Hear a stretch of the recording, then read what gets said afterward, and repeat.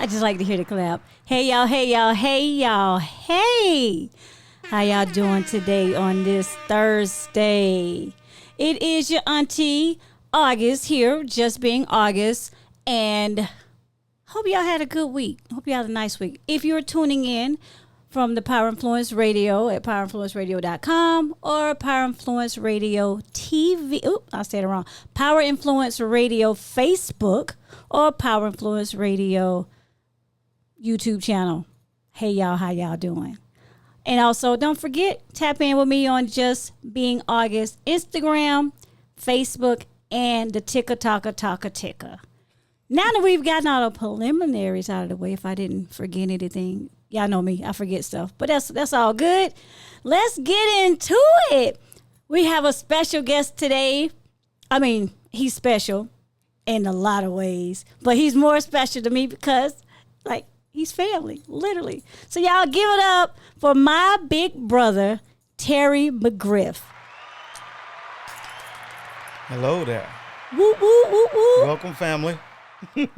Are you uncomfortable? Do you feel uncomfortable? No, I love it. It's funny. It's Getting funny. to see you, sitting you outside of a dinner table, getting to sit Right? and talk in front of you. So it's Christmas time, right? The holiday time. We just had Thanksgiving. Mm-hmm. Now we're at the Christmas. Christmas stands for what? Love. Spending money. Yeah, well, yeah, that's the American way. But it's more for family, friends, love, giving thanks. Being appreciative. Baby Jesus, the manger and all that good stuff. So why not have my family member on? Right? But you're more than just family. So what I normally do is I like for people to introduce themselves and tell something about, not something, but give us your bio. Not just the fact that you Auntie August's brother, you know what I'm saying? But come on, give me your bio. Oh, wow. Where do I start? Retirement. Yeah, I'm, retired from, thank God, from the government. Actually, they kind of retired me, but that's okay. Still money. Mm-hmm. Well, what type of retirement? I'm a disabled military veteran. Also from the Department of Homeland Security. I actually got my buddy over here with me. We had, a few days ago, we did the event, Bluegrass All-American Game. One of the reasons I'm in town, as you see on the patch. Mm-hmm. I was doing some work, hanging out with him, trying to get some other stuff done. I do a little bit of everything. I don't like use that word entrepreneur. I'm in business. Right. I always say, and I mean no disrespect, when you're an entrepreneur, you're not willing to tell people exactly what you do. Okay. I do a little bit of everything, so that might be a whole different show to go in a whole bunch of the different areas because I believe in multiple streams of income, and I ain't talking about one or two. Okay. Mm-hmm. So you are a retired military vet. You were in the Navy. Mm-hmm. Submarines. And one thing that I remember as a kid was I was so super happy because I had a brother who was in the Navy. I remember still seeing your little white hat that I used to have, and then you had your little outfit on. That was one of the reasons why I did want to go into the military, because you were part of the Navy. But I do want to touch on skinnier. Well, I mean, wasn't we all back then? But, But I do want to talk about, just for a moment, the experience that you did have on the ship. Oh, wow. Submarines is a different life. I mean, first of all, it's probably, as far as the Navy goes, mm-hmm. the closest thing you could be to being Special Forces without being Special Forces, the background checks. Some people say, especially when you get your TS top secret clearance and you go through what they call personal reliability program. The background checks that they do on you is crazy. Okay. And then the submarine school you go through and stuff like that. Shout out to Old Groton, Connecticut, and you go up there and you get all the training, and then, you pass through all that stuff. It all depends your path through. You could be a regular a non-nuclear submariner, or you can be what we call a nuclear submarine person. Will get the nuke school. Okay. So you want to, but the training and all the stuff to go to prepare to do that type of job is very strenuous, because they need the best of the best. It is what it is. Now, you got nieces and nephews and you got children. Mm-hmm. How do you feel about having them join the military? Well, you got to be a reason you're going in. Sometimes if you're trying to escape and do a better life for yourself, that's good. You know what I mean? But if you don't know what to do, that's probably not the way to go in, because if you're not focused and you won't allow them to get you focused, then you'll be out on the street trying to figure out what you're going to do, and it could set you back, especially if you get a mark on your record. Right. But I always say, if you not looking to go into college, but you want to learn a skill, you want to get some training, you want to find some mentors, the military is never a bad option. You know, we got a lot of relatives that join the military, Army and stuff like that. From granddaddy on. And our grandfather. So it is a good way for young men and women to, establish themselves, especially if you come from a hard upbringing. And not saying that we necessarily always had a hard upbringing, but it's a good way to get started. I mean, you can pay for your college, but you can also make a life and a career of that too. Okay. But I would always say, if you're going to do it, get focused with it, and let it take you where it can take you. Right. So longevity, far as you got the military because of honorably discharged, of course, retired vet. With that, how do you think that your life has transitioned afterwards? Far as you said, you are a businessman. You're not necessarily an entrepreneur, which that's still part of it, but you are a businessman. So let's tap into that. Being a businessman, you've got a whole career prior to. Now you have a whole new career afterwards, and I know you do a lot of things. How does that play into, or how do you be able? Let's see. Let me try this again, because my auntie-isms is definitely coming out. How does that work? Being a career businessman and also being a man, because I feel like we have different. We're like onions. We have several different layers. So you're a career businessman. How does that tap into relationships, family, being a big brother? You're an excellent brother, but we know back in the day, it takes a step to get to where you're at. So elaborate a little bit on that for me. I would say the maturity aspect of it. You got to grow up. At some point we all grow up. We want to have fun. We want to enjoy life and do things. And a lot of that is about the culture that you're in. Sometimes if you grew up in that culture where it's party all the time and you're not being responsible, if you don't have somebody to check you, you could be on that road until you 50, 60, and next thing you look back on your life and have nothing and done nothing. Wow. And then you're wondering, what am I going to do? And, my whole thing was I didn't ever want to be dependent on anybody. We kind of had a pretty tough upbringing in certain parts of our lives. And I had made up in my mind I wasn't going to be dependent on. But when I left home at 18 years old, I was deciding I'm never coming back. Really? Not because I don't love my family. It was that the best thing I could give to my family is not have them have to be taking care of me as an adult. So the first thing I always say, become an adult. I always use that term. You got men, you got women, and you got adult age boys and adult age girls, because it's still some people ain't grow up even in their 50s and 60s. Okay, so let's get into it. What is your definition of an adult age male and an adult age female? Well, it's easy. Being a man you can go back to the Bible. When I was a child, I'd act as a child. I did childish things, but when I came a man, I put away childish things. That means you want to actively seek things that's going to make you somebody that's dependable, honorable, somebody that that a woman, not an adult age girl again, wants to raise a family with, because a lot of times we make bad decisions. We've all been there. We all done that. But as you grow up and you learn, if you learn from your mistakes, you learn that mistakes are not always bad if you use them and learn from them. So you want to do that, and then you look for mentorship. You look for self-improvement. You try to find it, especially this A&A. All you got to do is ask AI, self-help books. Where can I find mentorships? What do I need to do if I want to become, get in business, or if I want to anything, improve my credit? AI can tell you anything now. But why am I going to use AI to do that? Well, and I'm saying why, because let's go back. You said you gave the definition of what an adult age boy is. And you add the aspect of Bible. You reference Bible. But you have so many people now who does not reference Bible. They don't know Bible. They don't have religion, faith, or any type of that. So how does that person know what a adult age man is versus an adult age boy. I mean, they can Google it, can they? They can ask Siri, hey Siri, am I an adult age man or am I an adult age woman?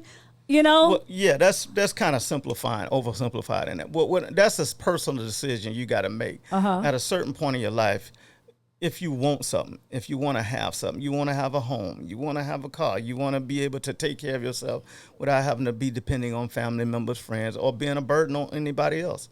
You know, that's the first thing is, what is your why for being what you are and who you are? Why is the reason? Is it all about you? And that's fine if it's all about you, but are you still want to be a leech on other people? Or do you have enough self-respect that you can say, I'm going to take care of myself, and I want to be able to then not have to be a burden on my family members. If anything, I would like to be able to help them if they need it. Okay, I'm gonna be remedial. I need you to give me some more classification on an adult age boy. I'm just saying, like, I need to know. I'm in the dating age. I need to know when I go out there in my latter years in life, how can I distinguish between an adult age boy and an adult man? Okay. First things first. Is the person self-sufficient? Do they have their own place? No. Without having to necessarily, I ain't gonna even knock even you having a roommate, but you have your own place. You're not living with mama, daddy, sister. Hold on. What if he live with his mom and daddy? Okay, is he gonna take you back to his room at his mama and daddy house? I mean, I would hope not. Okay.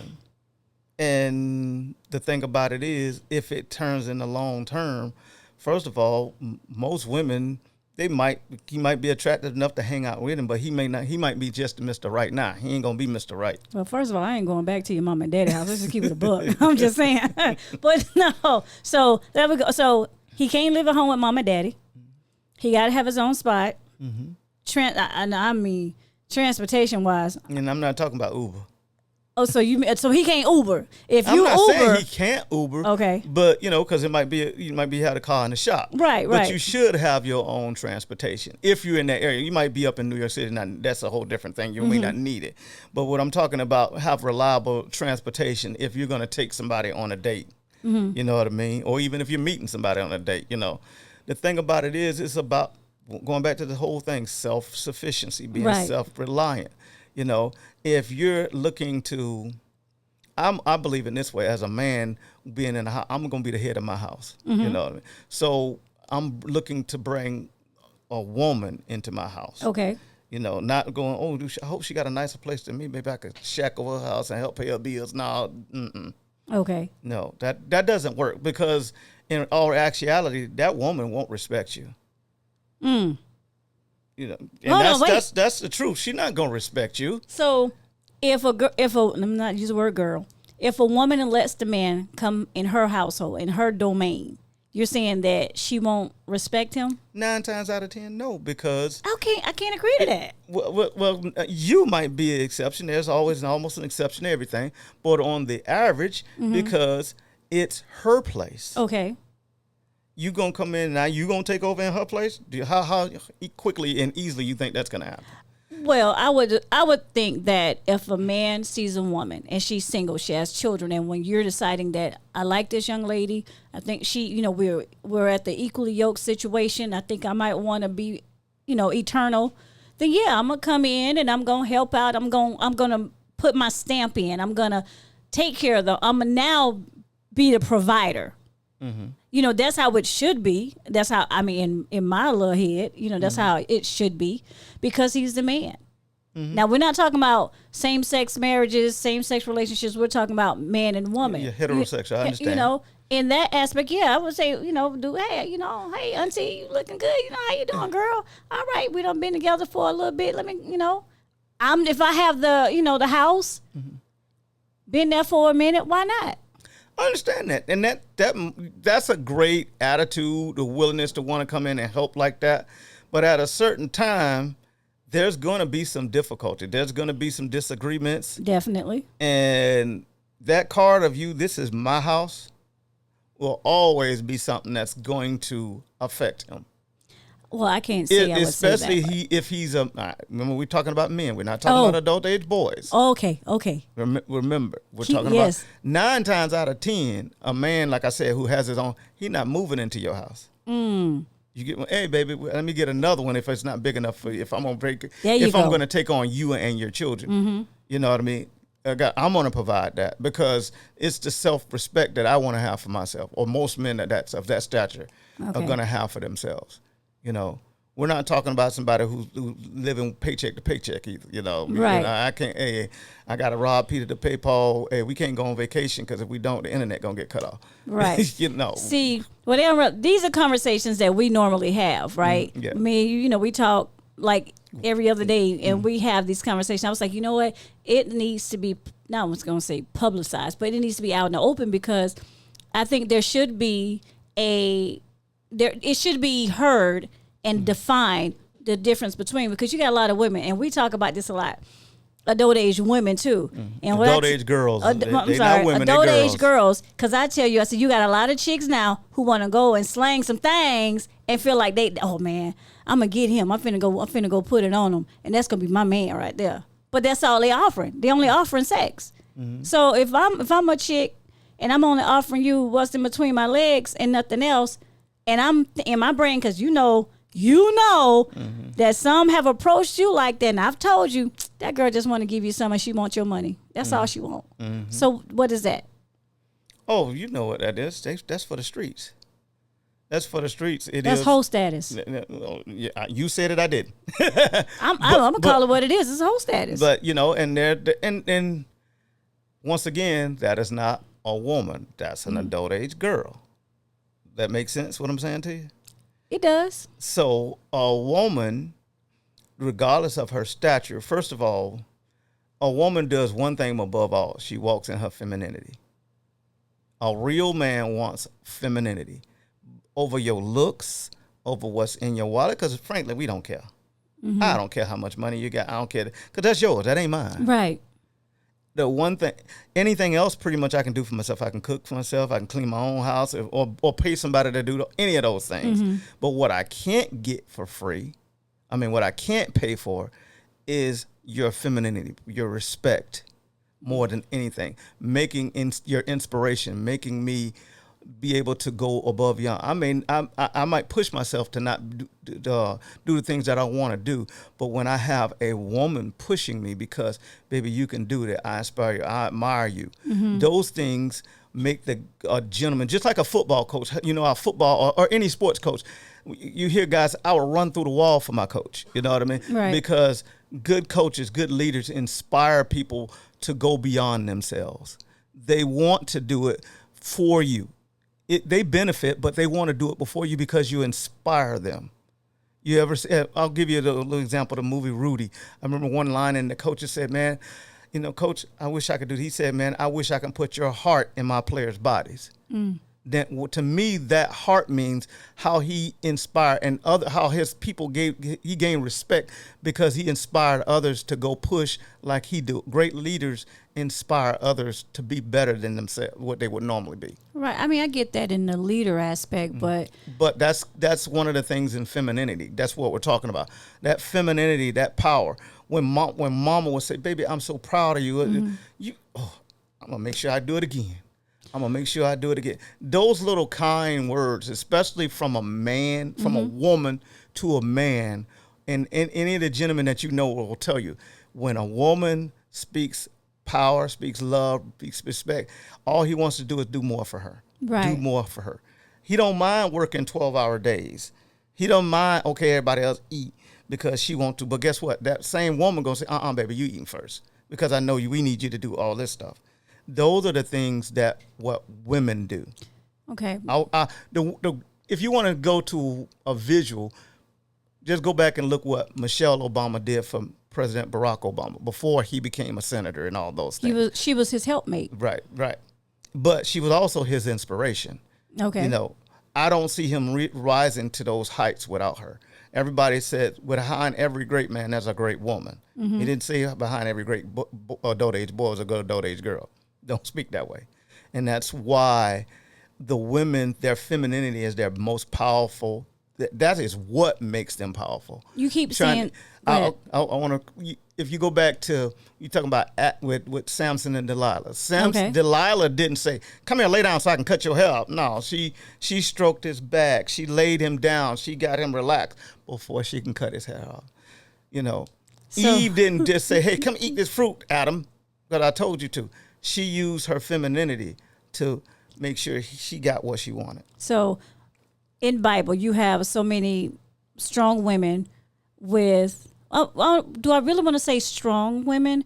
Because if you go back to Adam and Eve, was Eve really strong when she convinced him? She convinced Adam to eat the apple. And you're saying it's because of her femininity that persuaded him to eat the apple. So you're saying with Delilah and Samson, her femininity persuaded him Absolutely. closer so that she can cut his hair off. Absolutely.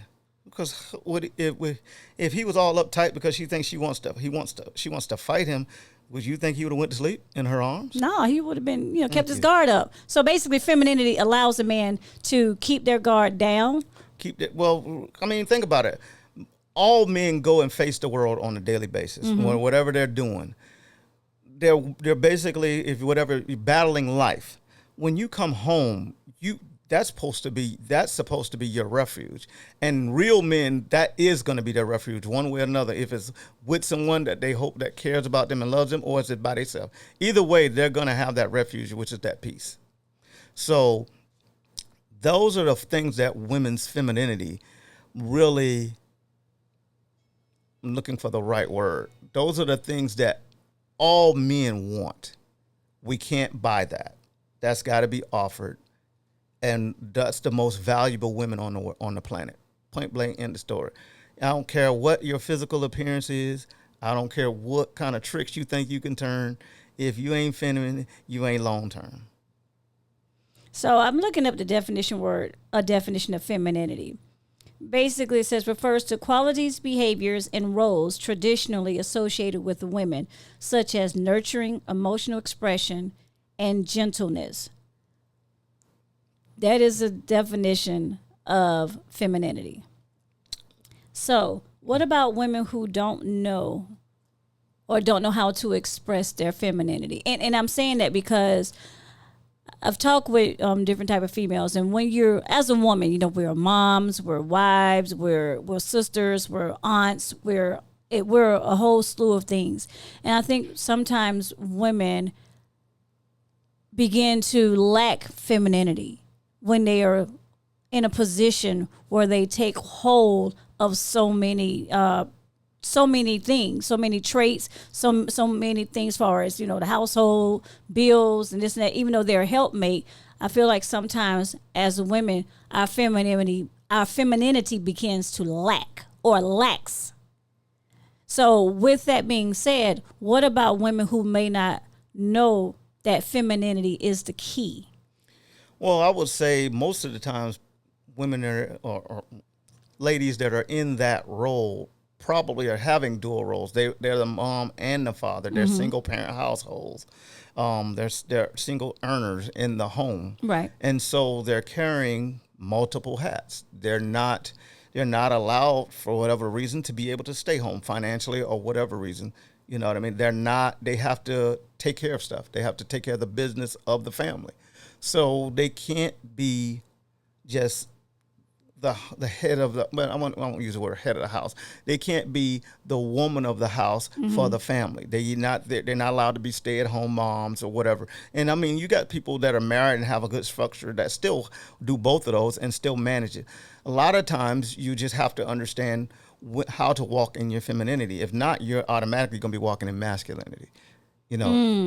So wait a minute, say that again. You will be walking in masculinity. And say the whole phrase. But if you're not walking in femininity, you're Yes. walking in masculinity. Point blank in the story. You're not going to be both. You're going to be one or the other. You might can switch back and forth as necessary, but you're going to be walking in one or the other. So if, I'm going to use me because, we are on Just Being August. So let me use me. So I'm single. I got I dual house roles. I'm the head of my household. I got kids. So if a dude trying to entertain me, catch my eye, what have you, he got to come correct. Because if you come at me to a point that is less than what I'm giving out, you're not going to get my femininity. You're going to get the masculinity. But does that mean that I'm less feminine? Well, don't want to just check you on that just a little bit. Because... You going to check me? Yes. Okay. You got to be careful what you choose. Once again, adult age boy, adult age girl. If this guy hollering at you and you know he riding in homeboy car. First of all, I hope he ain't riding a homeboy car. Well, that's where you're supposed to do your due diligence. I'm a research. I mean, you know me. Come on, I'm gonna ask you. What you know. Yeah. Well, you got to kind of watch what. See, here's the thing with women, though. We have to be very cautious and cognizant. I said cautious and cognizant to the verbiage that we use with men. And I know you say adult age boys and adult age men, but men, whichever the one you want to use, are very. I don't want to use the word suspect, but very when you come at them a certain way. For example, I was out and this dude, I know he was trying to holler. It was his birthday. We was out, a whole clique of us, right? We exchanged numbers. But I'm going to keep it a buck. I already wasn't interested. Why? I already knew he had health problems, and I'm not, at where I'm at in my life, I already know. I can't fox with you on no health problems. Mm-hmm. Then come to find out, not only do you have health problems, you don't drive. Oh, no. We can't do that. So when he's trying to ask me out on a date, he says, and I quote, well, I don't drive. I said, well, there's a whole lot of car services that you could utilize. Because I know he wasn't going to ask me to come pick him up. Mm-hmm. But I know what I can deal with. That doesn't mean that, it's just what it was. It wasn't happening. I'm just going to keep it 100. No. But that wasn't walking in femininity or masculinity. That's a specific situation that you were into right now. You didn't even get a chance to really know that person. I wasn't trying to. Right. And that's part of doing your due diligence because that's not going to fit within your lifestyle. And on that, 9 times out of 10, that guy wasn't looking for anything long-term anyway. I didn't even care what he was looking for. Right. But what I'm saying is like I said, at that time, I don't know who the person was, but that wasn't even being a man. That was being, what can I get for right now? And that's what young guys do. Or people that, hey, if you want to go play, you want to go play. Come on, we over 40. Let's keep it above. Being over 40, women and men still have that same immature aspect of wanting to play and not wanting to stay. Once again, those are the situations where you have to state what you want.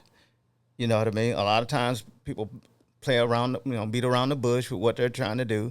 But the thing about it is, you can't come at a person with a position of power when you ain't got nothing. And you just faking it. You know what I mean? And those people go to pretty much the same establishments. We know what they are. You know, the different nightclubs and the different scenes looking for that.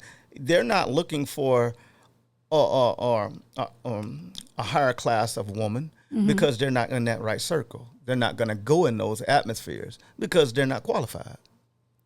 Does that make sense? They're not qualified. Right, they're not qualified. Who going to go in a country club when you trying to holler at a thought? Hey, I'm not saying ain't none in there. Don't get me wrong. Might be some thoughts in the country club now. Don't get me wrong. Yeah, but the pool boy. But then again, they riding in Bentleys in there. You know what I mean? They driving their own thing. They not trying to catch you on the Uber to take you back to the house. They can do one of the kids, the gardener or somebody like that. The gardener might make a good income. He might do, especially if he's working for them. Yeah. Can't count the gardener out. But they can send him home. Indeed. And there's a different leverage that they will also have over that person. Hey, you open your mouth, there's income going away. Wow. So how do we... I may not be here to help pay you. Hey, but just gonna make sure my grass is cut. Just make sure my grass is cut on, every 2 weeks. Get them flower beds out of there. That's all I'm saying. Oh my goodness. So so in dating, how do I determine what is an adult age boy and what is an adult age man? I would always start with if y'all speaking to each other, go sit down and have a cup of coffee. You know, because you know you got a lot of people. Well, I want you to take me out to dinner and all that. Well, guess what? If you're in a restaurant, how often are you gonna? How much you really gonna get a chance to have a conversation with each other? You're not, because you're eating, and it's loud. It's the ambiance. It's noises, music, waiters, such and such. Mm-hmm. And then we ain't even gonna get into all this. What was the little thing that everybody talking about? They had where they can't take a person on the first date. It was there was a list about that.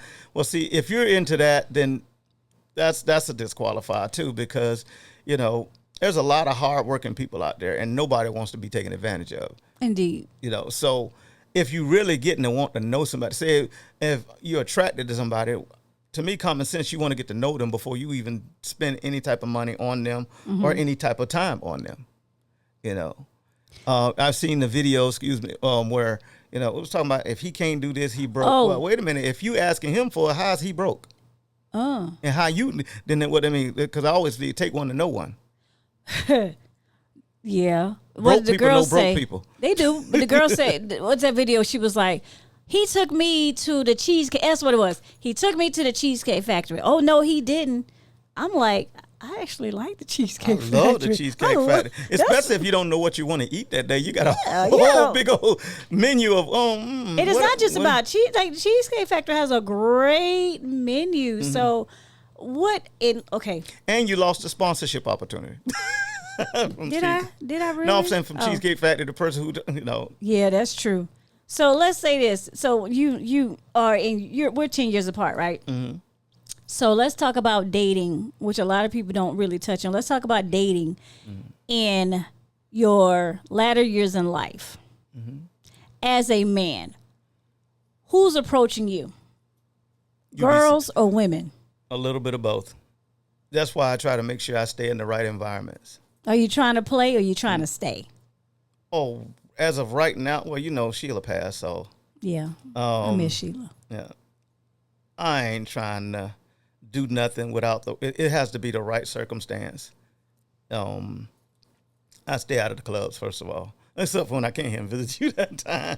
And you see what that got me. We ain't gonna talk about that. We're gonna let that go. That was like that was my 39th birthday. Yes. Yes, I was still getting my groove on back then.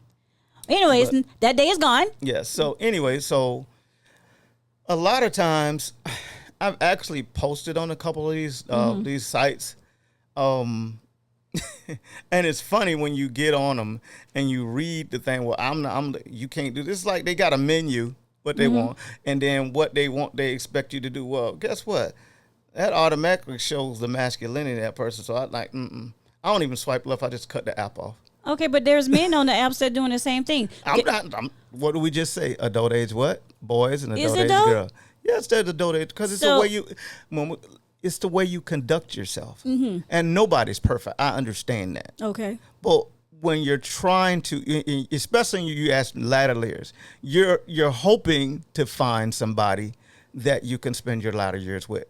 If you're not, then go to the places where you go play. Do your thing. Wham, bam, thank you, ma'am, and go about your business. The thing is, with me, I don't want anybody to be hurt because of me. I'm not trying to hurt anybody else. Mm-hmm. I ain't dang sure ain't trying to get hurt by nobody else. That's not happening. Right. So I'm pretty blunt and up front about what I want. I like to be direct and to the point. Okay. Like the old saying, like Captain Jack Sparrow he used to say, can you sail under these conditions or can you not? That way you don't waste my time. I don't waste your time. So you're giving them you're giving them options. Right. That's the whole reason why you go in a more relaxed setting when you want to meet with somebody. Let's go have a cup of coffee. You know what I mean? Mm-hmm.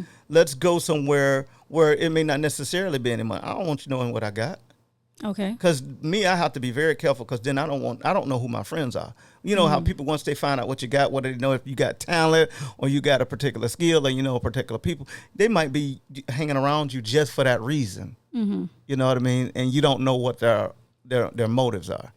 You want to get the person to look like you for you. Because when that's the case, you don't have to worry about ulterior motives and both of you can be relaxed. Does that make sense? It do. Do you think now that you are in your latter years in life, you have you've grown up more, you have a different perspective. Do you think that faith, religion plays a part of interacting with the opposite sex as far as trying to have a relationship? I would say faith hasn't, not religion.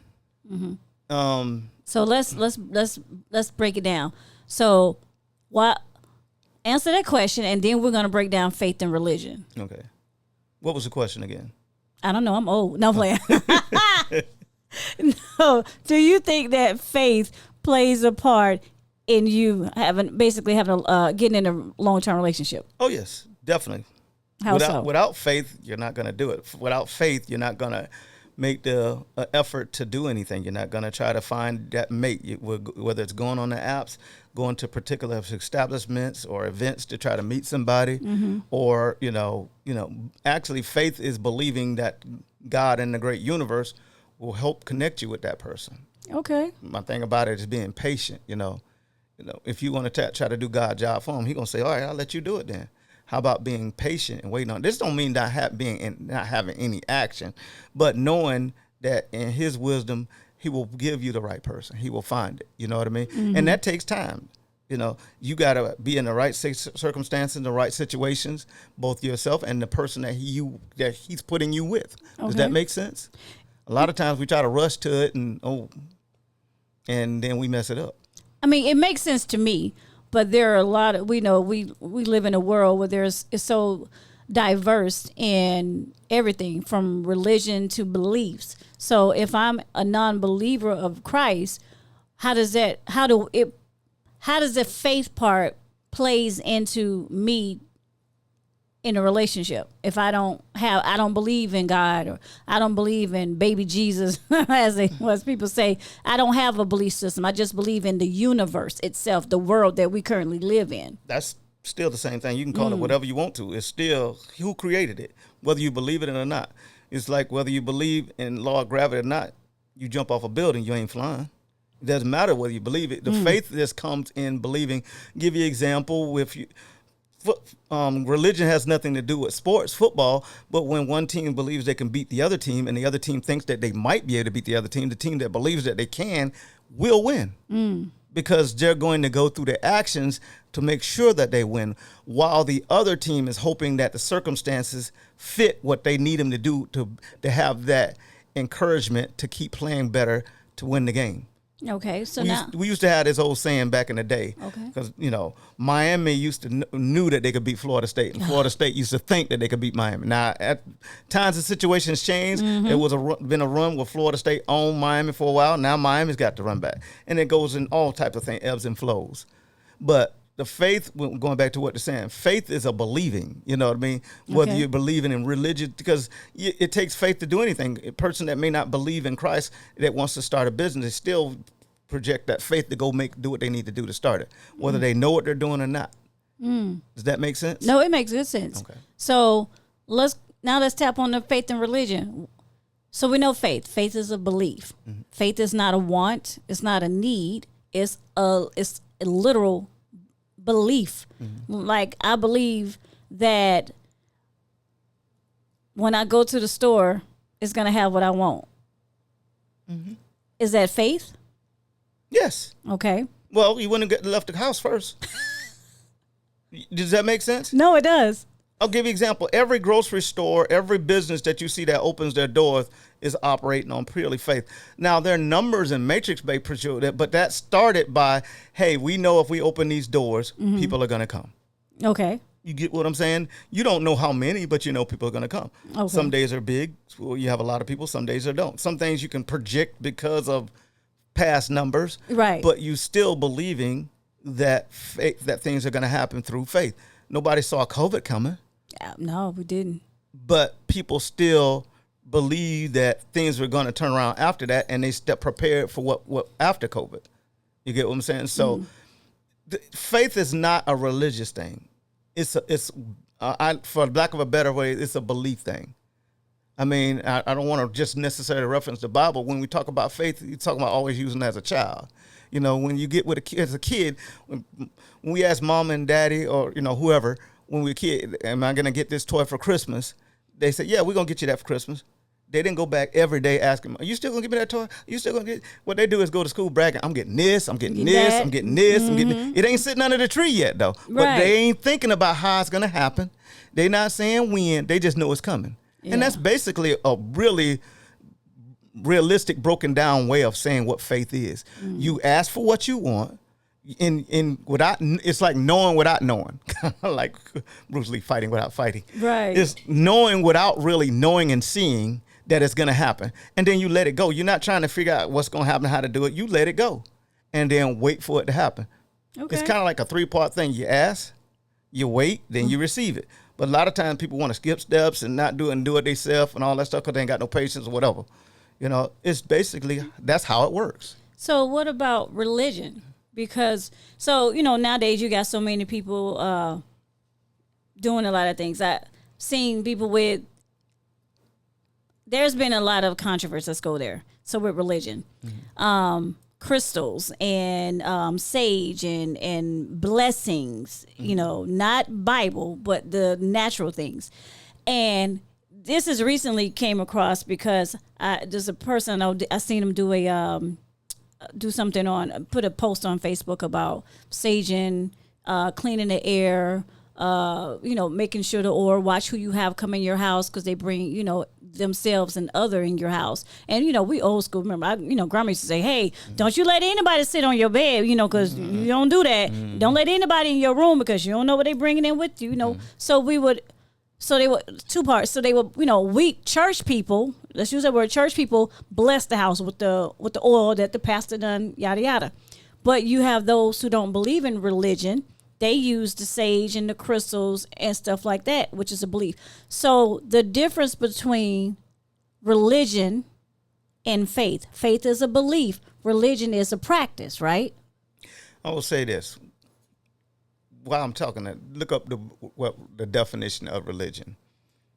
The Bible that I know, I have not found a word or passage in there about any religion. It's always about a relationship with you and the Creator, whoever that Creator to you may be. Does that make sense? I am not advocating for or against anybody's religion. You know, we all grew up in the church. Right. But as with my walk has come closer to being with God and Jesus Christ, not with necessary. I go to church to worship and to be lifted up and be enlightened and lifted up by other believers. Okay. I don't necessarily go down to get the word. I can get the word myself. I get that every day.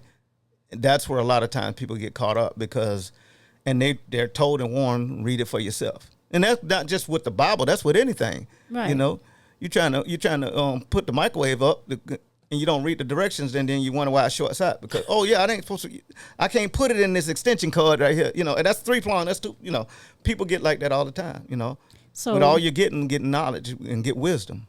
Religion, as the definition says, is a human system of beliefs, practices, morals, and worldviews connecting people to the sacred, divine, or supernatural. That's what this AI dictionary says. Now, I ain't pull up Webster. So based on that, it's still saying religion is beliefs and practice, but yet faith is the same. Who made religion? Did God make it? There you go. Man made religion. Okay. I mean, so, you know, we grew up in the church all the way back from granddaddy and beforehand. So, you know, that's what we know. I can recall as a kid, I used to hate to get up and go to church, but that's because we're children, right? We don't want to do what we're supposed to do. We do what our parents tell us to do, right? So mama say, hey, get up and get ready for church. It's Sunday, Wednesday Bible study, choir rehearsal, whatever it is that you practice in church. But when you get at age 18, when you out your parents' house, now it's like, I'm going to do what I want to do. So here I am in latter years in life, you know, over 40. Now my walk is, I don't necessarily think that I'm religious. You know, religion to me is, I believe God is God.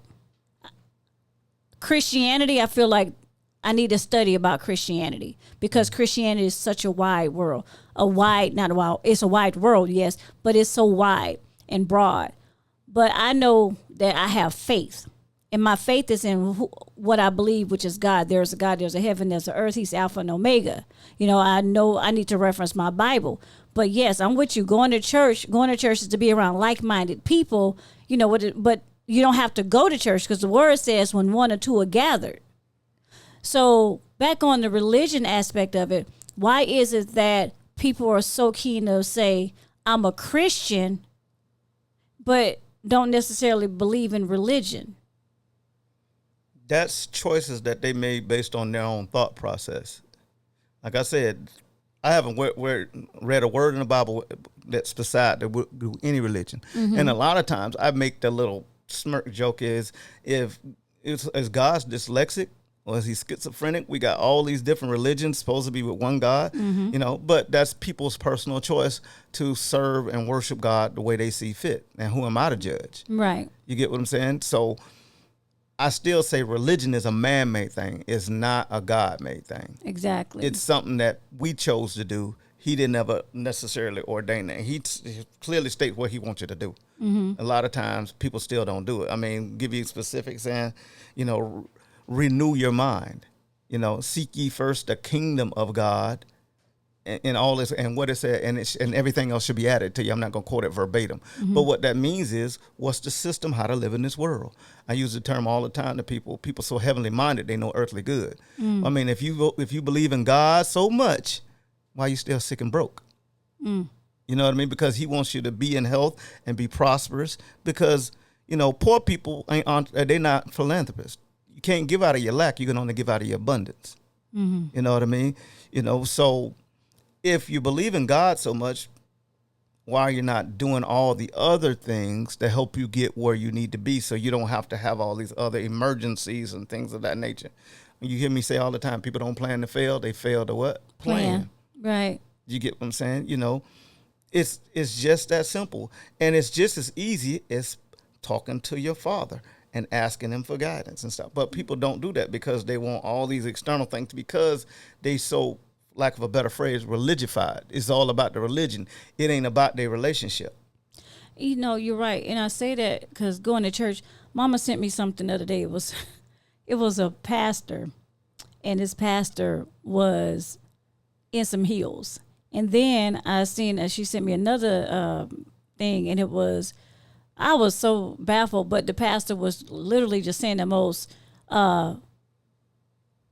mess, just for a better, a better choice of words, but it was cursing and a lot of stuff in it. And I was just saying how ignorant, and ignorant is not knowing, how ignorant we are as people, that we sit down under certain covenants and we take that word that person is giving us as Bible.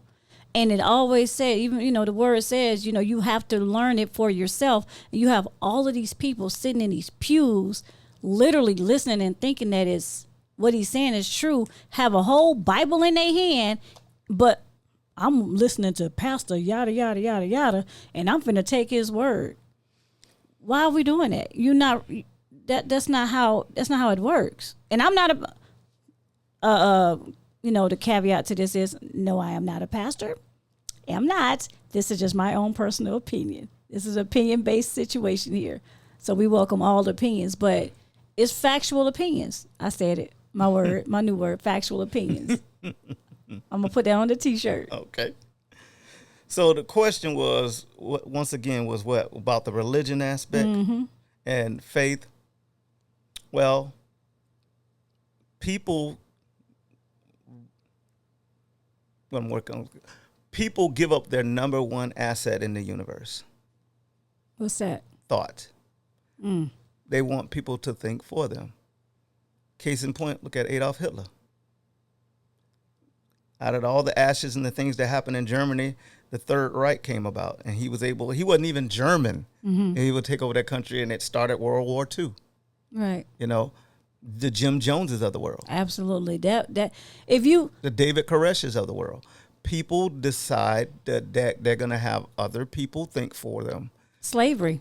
No, not necessarily slavery, because that's That's an economic thing, and most people don't understand slavery as an economic. Heck, most of us in the United States now still are slaves. Yep. Because if you're living paycheck to paycheck and you can't afford to take a day off, and you can't afford that because you don't plan, or you don't prepare, that's still slavery. Slavery always started out as an economic. If you couldn't pay for this service, we're going to lock you up and do all these things until you pay it off. So it is what it is. But going back to your original thought is, when you ask me, thought is the reason people give up that power. You know what I mean? I tell people a lot of times, and I'm going to ask you this question because people don't understand. And going back to a little bit with religion, what the very first verse in the Bible, I mean, we talked about this. In the beginning, God created the heavens and the earth. Right. Is that right? Most people couldn't tell you what that means. Translated earthly, all it meant, God thought about making the heavens and the earth. You think it before you do it. Before you go to the bathroom, I got to go pee or whatever. Before I call my sister or my brother, let me call whomsoever. You think it before you do. Everything starts with thought. You can't create without thought. Creation is in the mind. So elaborate on that. You're saying creation, God thought about heaven and earth. I mean, Thought about making heaven and earth. Okay. He thought about it, then he created it. Yeah. Then God said, let there be light. Right. Let there be light, and then it was. We are created in his image. That's what the words say.